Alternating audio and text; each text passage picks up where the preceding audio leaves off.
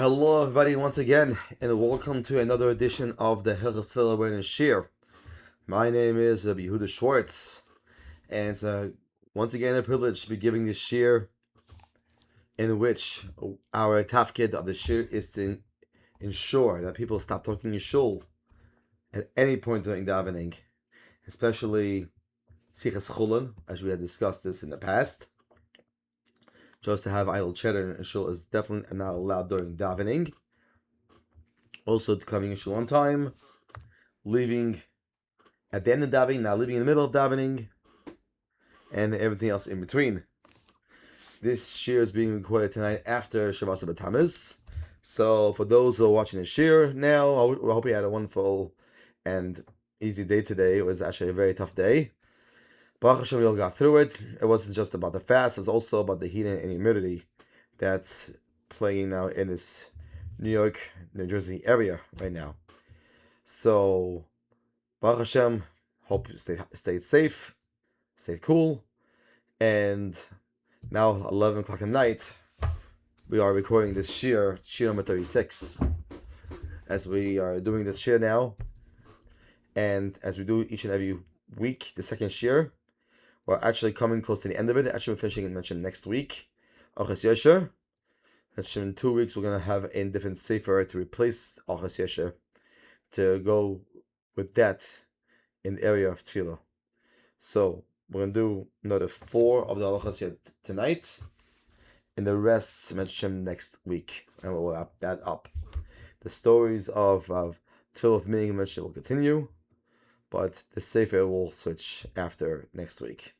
All right. With that said, let's go. Oh, something I forgot. Don't forget ktyt.org to sign up for kabolos. And I know of someone who actually did recently, last few days. He tells me today that he signed up for the kabolos, not all the 10 kabolos. You can kabol other things as well, which is up to you if you want to do that.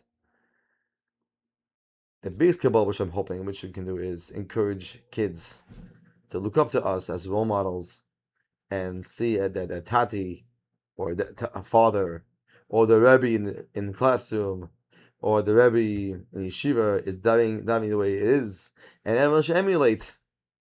Not necessarily to go literally slow, but at a good pace, the way it should be. ktyt.org, and they're doing the 1 million kabbalah campaign, and with the chance to win $1 million for your local shul. All right, here we go. Up to Lamates and Nachas Yesher. Pitim Ektoidus, Ein Loime Baal Peh, Rak B'Tuch HaSiddur. A very common problem with myself. Now I have to really work on this to try my best to not do Pitim Ektoidus anymore by heart, based on what he's saying here. The Bais Medresh is that listing ingredients of the ketores should be said from a siddur and not by heart, meaning outside siddur. Them, yesh, the satif betalis al roshay calls mat tefillah. Why don't you keep his talis over his head during the entire time during davening? Usgula liyiras shemayim. It's a practice in school for developing fear of Hashem. Mem Aleph. Also, remaining seated within 4 amas or one is davening Shemoneh Esrei, it's prohibited in every direction. Even behind them, Shulchan Al-Chaim, Simen, Kuf, Bais, Sif Aleph. Hachas Gedolos, Muva, Baraisa. Hachas Gedolos cites a Baraisa that says the one who sits near a person davening Shemoneh Esrei, it's a bad simon for him. For Asa Gomer, it's literally an Asa Gomer. The Alpha Gemara Mikroi. And it's derived from in the Gemara. One more. And the other ones we'll talk about the Mincha we'll discuss next week, Mr. Shem.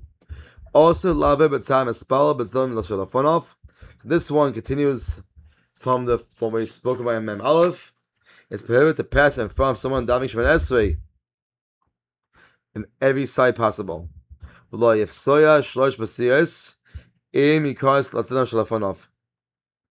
One may not retreat 3 steps at the conclusion of davening if it will enter the area either diagonally in front of the person who's still davening. So davening Gemara the Mevoya Poskim. All this is based on the dinim and the Gemara as recorded on Lochan and Shechach Chaim, Simon Kuf Bais. Mention will hopefully get to that when we complete the Kiss Shechach or the Meshabura, whichever will be next. We haven't decided, but that far yet. Okay, we'll finish the rest of Mention next week. We're going to now have a story, actually 2 stories, on Kodesh, Kodesh, Kodesh. We say Kodesh, Kodesh, Kodesh in Bais Kishma daily, day in, day out. And also we say it as well on Shabbos. The importance of being Kodesh and Shemayim, signifying the name of Hashem, appears multiple times in our davening. In Ashkenaz Chazal Zashatz, both the Sfard and Ashkenaz versions of Kodesh will be given this commitment. In the morning, we say Kodesh, Kodesh, Kodesh, holy, holy, holy. After saying the Shema before the morning Kabbalah, we say Baruch Kashma Rabim. Blessed is the one who sacrifices his name among the multitudes. In the Ashkenaz actually, there's a bracha that says Baruch Hashem Kadosh Eshmai Barabim. So that's a little different done over there. The following 2 stories, actually we're going to have to say 2 stories tonight on this one. We see extraordinary acts of nobility and honesty that are brought by Kiddush Hashem, sanctification of Hashem's name, in a beautiful manner, in the eyes of dozens, and in one case, hundreds of thousands. Although few people are likely to have the same opportunities as these 2 outstanding men, we can certainly learn from them how to conduct ourselves. During the 1990s, Rabbi Yitzchak Cohen was invited to give a lecture to the Boston Jewish community. So on his way from Logan Airport to his host, his driver said, as we drive through Brookline, you may want to take advantage of an opportunity. He explained that he would soon be passing the home of someone saying Shiva. He's a man who made Kiddush Hashem that millions of people heard about. He is a millionaire many times over, and a very humble man. You should meet him. And at a time, and my curiosity was aroused. So I wanted to meet Menachem Oval, Mr. Aaron Feuerstein, a legend in his time. His story was widely published and broadcasted. Very recently was broadcasted in one of the Tisha B'Av videos for Rabbi Gold, I think about 4 years ago or earlier. I forgot exactly what year it was. Among other outlets, it appeared in October 1996 edition of Reader's Digest, which at the time sold 27 million copies a month in 19 languages. The title of the article was One Boss in a Million. Mr. Feuerstein's compassion, care, and consideration are still talked about today by Jews and non-Jews alike. Aaron Feuerstein owned Malden Mills, a textile plant comprising 9 buildings in Lawrence, Massachusetts, which employed more than 3,000 people. On the evening of December 11th, 1985, the worst fire of the 20th century in Massachusetts ravaged most of the plant. 3 buildings were burned to the ground, while the other 6 were severely damaged. Though he was fully covered for the loss by insurance, he didn't even think for a second about taking the insurance payment and retiring, shutting the plant and that was irreparably damaged. He said afterward, "My first thought was a teaching of my father often quote to me, B'makom she'ein anoshem hishtadel li as ish." It's in Pirkei Avos. Since in a place there are no leaders, strive to be a leader. He announced, "I am not throwing 3,000 people out of work 2 weeks before the holiday." Not only did he begin planning to rebuild Malden Hills as soon as it was feasible, but he paid the salaries of his workers for the next 3 months and covered their health insurance for the next 180 days. He was asked to explain his determination and generosity. He gave credit to his grandfather, Henry, who had founded Malden Mills in 1906. After his father, Shmuel, who inherited the business and often told his son, "V'chesed shem toiv, ola gabayin," also in Pirkei Avos. The crown of a good name surpasses them all. The teachings of Chazal always were in Aaron's mind. He espoused them to his workers and plant managers, be they Jewish or not, as he applied their lessons in a practical and considerate manner. In one of the meetings after the fire, when 1,000 workers gathered to hear him speak, he said, The sages teach, also in the let your fellow's money be as dear to you as your own. The room erupted in wild applause.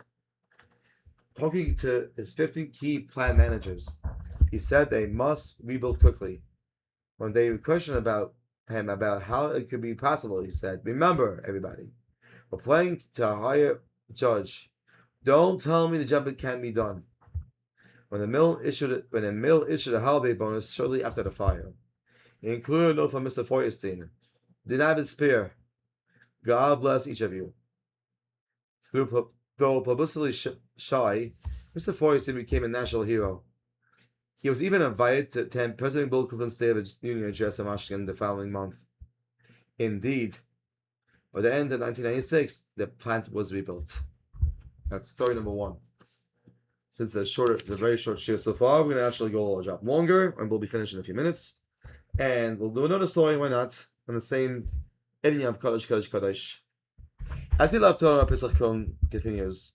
Having heard some of his accomplishments, I shared with family and friends that I had the opportunity to meet this special man. By Mrs. Rosalind Rosenbaum, a dear friend of his mother, shared with me a letter she and her husband, Aaron Rosenbaum, received from Aaron Feuerstein on September 23, 1996. After they wrote him to compliment and laud his Kiddush, Shem Shemayim, his response read, I did only what I thought was right. The fact that you and so many others have felt so profoundly about it indicates to me that there are a lot of good people out there, many more than we realize. People who possess the same heart as Micha, who he said, Hikelecho Odoim, Ma Toiv, Ma Hashem Doish Mcho, Ki Im Sois Asas Mishpat, Ba'avas Chesed, Asalech Chesed Alekecha. He has told you, O man, who is good. What does Hashem require of you but to do justice, to love kindness, and to walk humbly with your God, Hashem? I look forward to the day when the mill is rebuilt and all our workers are back in the job. Sincerely, Aaron Feuerstein, President. Mr. Feuerstein certainly had his perspectives in order. As was written in the article, one boss in a million, he often told his friends, business alone does not enrich a man. The second incident occurred in a less public manner, but is noteworthy just the same. In most school offices, printers, computers, fax machines, copiers, and laptops are in constant use. Student records, financial records, and even classroom material depend on modern technology. Today, solver machines must always be operating at peak efficiency. Rabbi Michal Levy is a principal of the Bais Medresh Elementary and High School in Brooklyn. The master diagnostician and technician who keeps the school's electronic equipment in good repair was Shalom Malik, a Samar Chassid. Ask Shalom about this story while he was in training. Levy once said to him, "You'll see. You'll want to put it in your next book. It's fascinating." Well, it's in the book right now. Read it for yourself. Or I'll tell you to right now. In the spring of 1994, Reb Shlomo was a young married man working for Micro Innovations, a computer store in Manhattan. Recognizing his diligence and potential, his employers sent him to a laptop training course given by Toshiba in Parsippany, New Jersey. The essence of the course was to learn how to put together a laptop with all its intricate components, including memory modules, clips, chips, jack, pack, screws, cooling fan, battery, audio port cable, LCD screen, and keyboard. Scores of parts, many of them tiny. The instructor, Mr. Morgan Watkins, told the students that their final exam would be totally disassemble a laptop in the morning, then reassemble in the afternoon, and have it functioning perfectly.